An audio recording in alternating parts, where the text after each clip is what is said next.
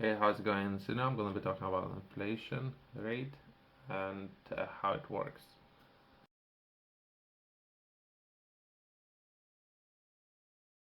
The inflation rate is a measure of rate at which the general level prices of goods and services rises, leading to a decrease in purchasing power. In other words, exactly. In other words, value of the paper that you have that's not worth anything, uh, where it's worth a belief that it's actually worth anything, but it doesn't mean anything. It's not worth anything. Loses its value because there are some governments who print money, increase of uh, overall money within the government reduces the value of money that you have in your bank account wallet, just because the increase of supply, so less demand. In other words, it indicates how much cost of living has increased over a specific period, typically a year. Inflation is typically expressed of percentage.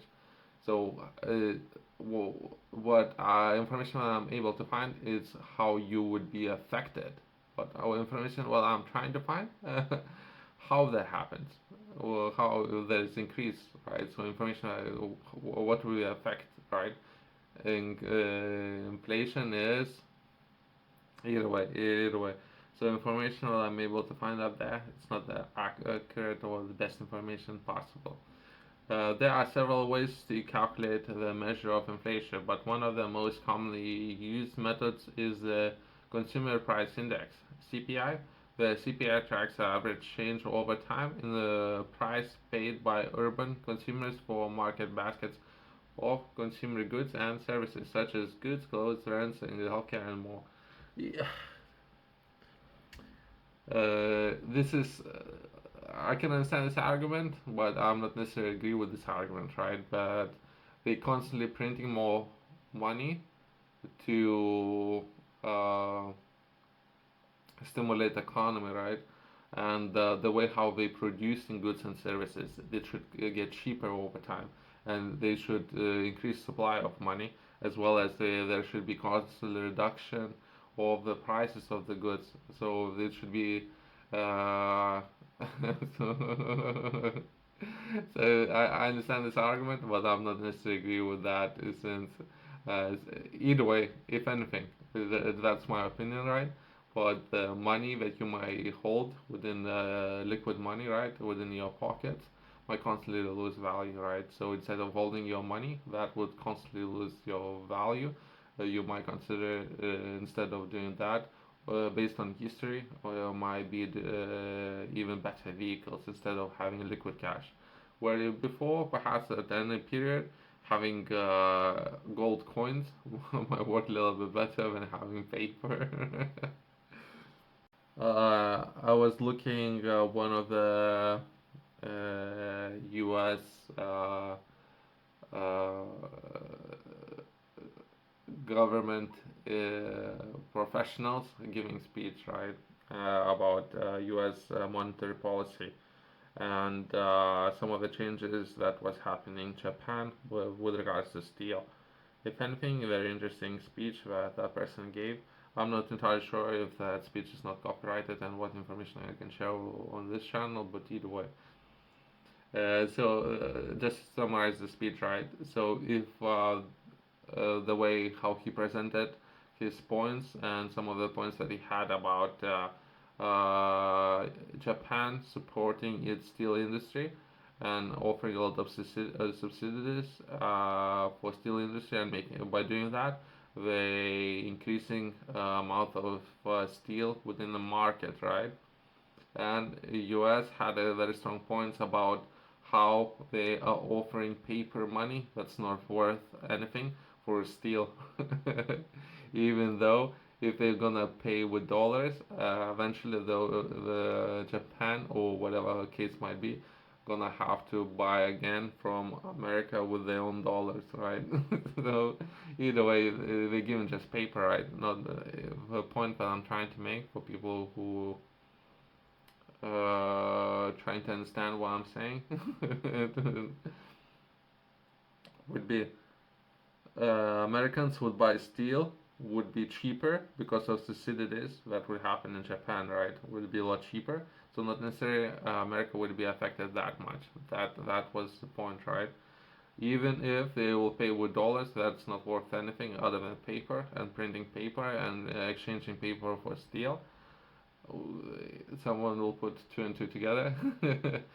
If they will pay with dollars, those dollars eventually gonna have to come back and purchase as a products and services. By doing that would increase overall U.S. market, right? So very interesting points made up there. So if anything, what currency you buying things with, as well as what are you buying, since money itself is not worth anything, other than your own understanding that in the future would you be able to exchange that money for something perhaps more valuable to you. When inflation rate is positive, it means prices are rising, and each unit of currency, like the dollar or euro or what the case might be, buys fewer goods and services that it did in the past. Conversely, when inflation rate is negative, it refers to deflation. That's way too confusing. I don't know. That might be too much, right? But it depends. But perhaps some people would follow what is outline deflation, right? The prices are decreasing, increasing. That's not. It's never the case, right? It's never the case. So let's just stop there.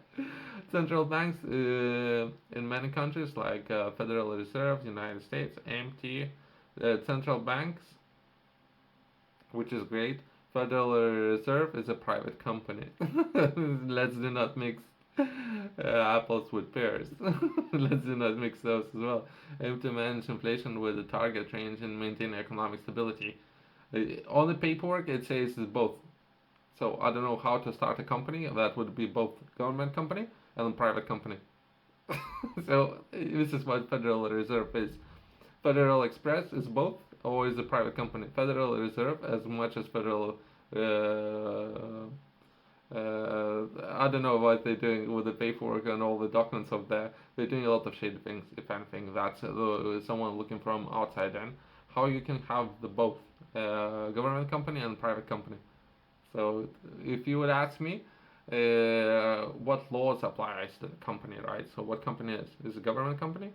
Because freedom of information would apply to government company, and this kind of law it doesn't apply within the U.S. in Federal Reserve. So far as I know, Federal Reserve is a private company owned by private individuals. That but information that I will be able to find out there would be misleading people. So again, they use various monetary policies tools such as adjusting interest rates and inflation, all the fluctuation to keep it in check. So private company who would do a lot of things within US. I like that business model that would potentially lend money to large groups of people, organizations, and everyone involved with the interest. So how would you be able to give back more than you have borrowed? Anything. So if someone could answer some of those questions, who is inventing this kind of business model? So if you're borrowing with interest, how can you give that money back? You only thing what you can do is some of the countries up there, like Pakistan, third of its budget was giving back as an interest. Third, so all of the output of the country, third of the output was giving back as an interest. So all the people there within the country became to some extent like a slaves, right? Just to pay out the interest. For people out there who are interested in learning more, you can find all this information in this book. I have shared this book with the people out there who are interested in starting their own company, as well as perhaps you currently you're doing research, not necessarily you're at the stage where you have time or necessary information to start your own company. If you have your own company, as well as if you're perhaps looking to progress and become an investor, there's a lot of information for whatever stage you might find yourself in. Game strategy within this book, I'm sharing a lot of concepts which I personally believe are very important to, depending on what stage you are, to understand all the basics when it comes to running a company, as well as perhaps investing in different companies. I'm focusing a lot on strategy, concepts, ideas, and trying to explain everything in very simple terms for people to understand. You can find it in the description below, as well as top retailers has it.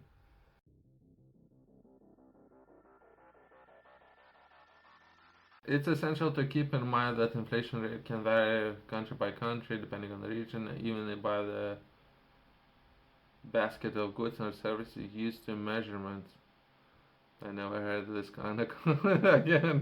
Basket of goods. So by basket of goods, what they mean is buying power. So it depends on buying power of the government's currency, right? So and some of the government's policies by increasing a number of currencies available. By doing that, they're reducing value of that currency, right?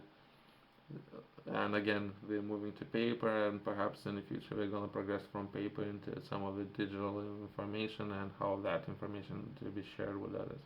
High inflation rates can erode the value of savings and income, something to take a notice of, and perhaps instead of having it sitting in the bank, perhaps if it's something that you would like to do, employ in a different business or different investments, or perhaps something in the business, which can generate you income, right? Well, inflation can lead to economic stagnation. Central banks and government closely monitor and manage inflation to maintain economic stability. Thanks for watching. I'll see you next one.